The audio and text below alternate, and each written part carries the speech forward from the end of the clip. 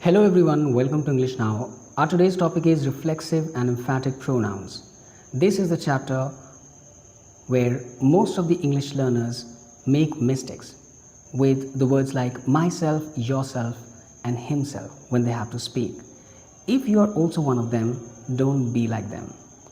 You can learn these words and their correct use in just a few minutes in today's video when we'll be discussing these words in details, what these words are and how to use them. The video will be useful for English learners who want to speak confidently or anyone improving their speaking skills. The video will be equally useful for them as well. Today we are going to learn something very interesting and useful, and that is reflexive pronouns and emphatic pronouns. What these are. If you don't know, don't worry. If these sound difficult to you, by the end of this video, you'll understand them clearly and start using them confidently as well. So let's jump right in. But before that, let's do the quick revision to understand what pronouns really are. What are pronouns? A pronoun is a word used instead of a noun. So in place of noun, we can use pronoun. For example, Ram is a good boy. This sentence becomes he is a good boy.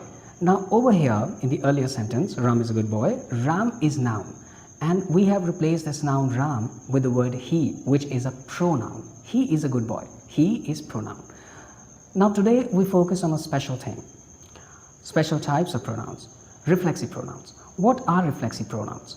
Reflexive pronouns are used when the subject and object are the same person. When subject and object become just the same person, then at that time we use reflexive pronouns.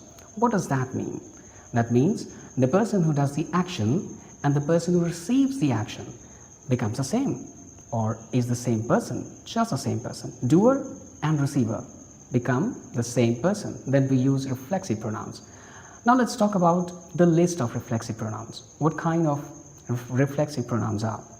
When we talk about the subject in pronoun, which is I, when that becomes in the object as myself, then that will be reflexive pronouns. When subject is you and that becomes in object yourself in singular and in plural yourselves, then these will also be reflexive pronouns. I becomes myself, you becomes yourself. He becomes himself, she, herself, it becomes itself, we will be ourselves, and they shall be themselves. These are reflexive pronouns. Let's talk about some easy understanding of this concept. Look at this sentence. If I say, I washed me, then saying this will be wrong.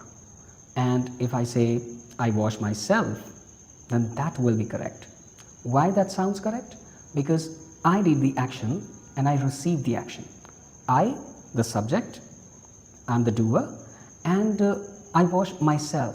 Who is the object? Myself. I am the one who's receiving the action. The washing, which is the action, who's receiving? Myself. I am receiving that. Then that will be doer and receiver become same. That will be reflexive pronouns. Let's talk about some more examples. The examples like she hurt herself. He taught himself English. They enjoyed themselves at the party. I made this cake myself. Now in these sentences, herself, himself, themselves, and myself are all reflexive pronouns. These are examples of reflexive pronouns. Now let's talk about some important rule. If we get to see reflexive pronouns, how to recognize them. We use reflexive pronouns when action comes back to the subject, condition 1, and condition 2 is that no other person is involved in it. So remember, action comes back to the subject. This you have to keep in mind while finding out which one is reflexive pronoun. So let's talk about some common mistakes. If we say, he called myself, then saying this will be wrong because action, the doer, and the receiver is not the same person. He, the subject, is different, and object, which is myself, is also different. So this can't be the reflexive pronoun. In reflexive pronoun, we understand both the subject and object have to be the same person. So he called myself, in that case, will be wrong. So what will be right to say? If we say he called me, then this will be correct. Why? Because he, subject is different and object is different over here. In reflexive pronoun is not used here because subject is not equal to object, or they are two different persons. So we don't use reflexive pronouns over here. Why? Because subject is he and object is me. They are two different people and not the same person. So we can't use reflexive pronoun over here. That's why he called myself can't be used. Myself over here can't be used because of this reason. They're not the same person. Let's talk about this quick trick. If the person does the action and receives the action, that same person only, and is the same person, we use a reflexive pronoun over there. Got this? Alright. Now let's talk about emphatic pronouns. What these are. What are emphatic pronouns really? An emphatic pronoun is used to give extra emphasis to the subject. If there is a subject, for example I, to give extra emphasis we use emphatic pronouns. They may look same as reflexive pronouns but have slightly different use. They mean person did it personally and did not take any kind of help from anybody else. So that is emphatic pronoun. Person did it personally and no help from others was taken in it. For example, I myself completed this work. Over here, extra emphasis has been put on the subject. I myself completed this work.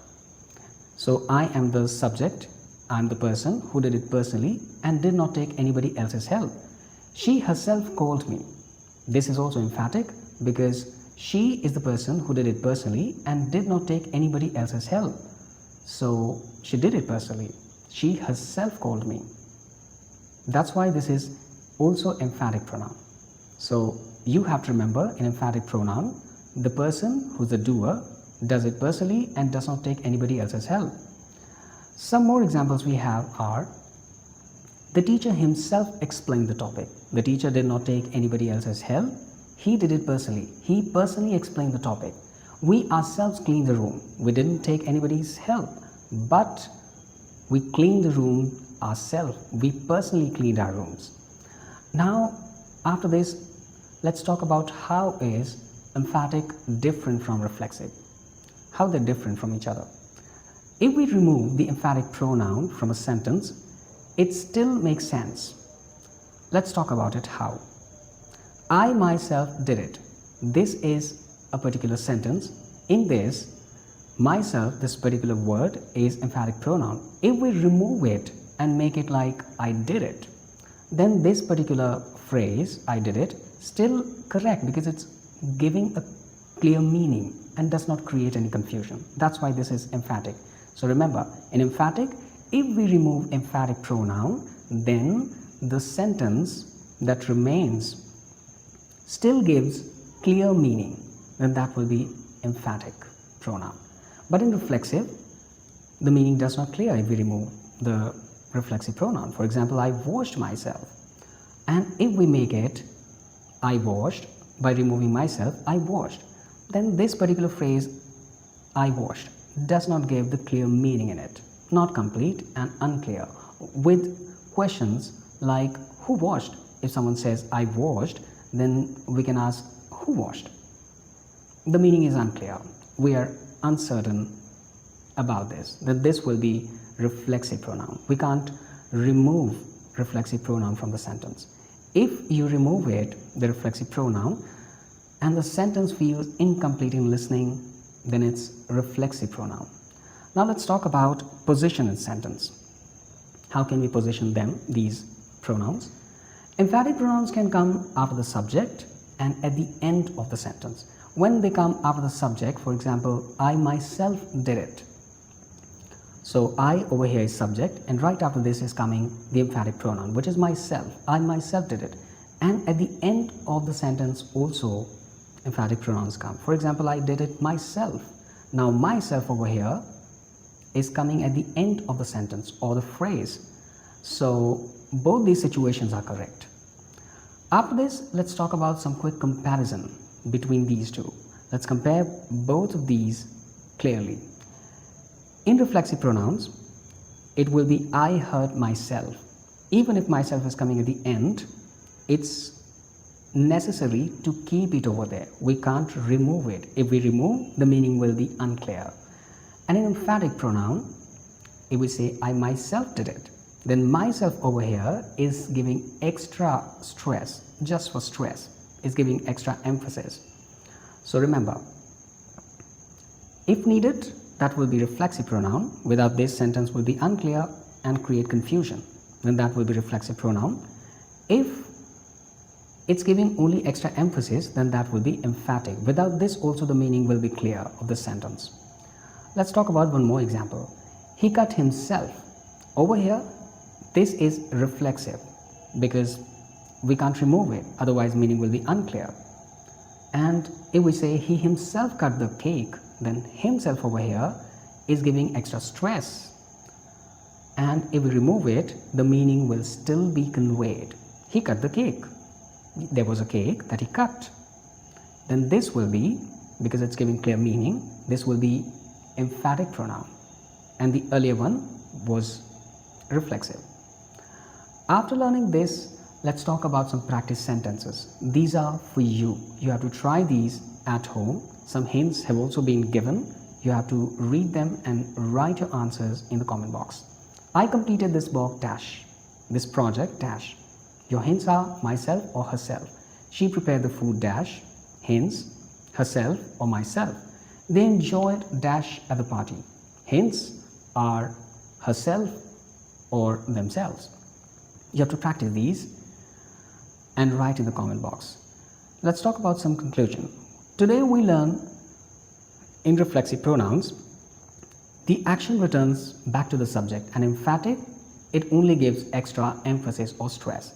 Practice these daily and try to make your English better. You will find that your English is getting better. If you're writing an exam, this video is going to be useful for that as well. You can watch this video a couple of times more to be clear about the meaning of these. We'll meet again in another video. Until then, thank you for watching.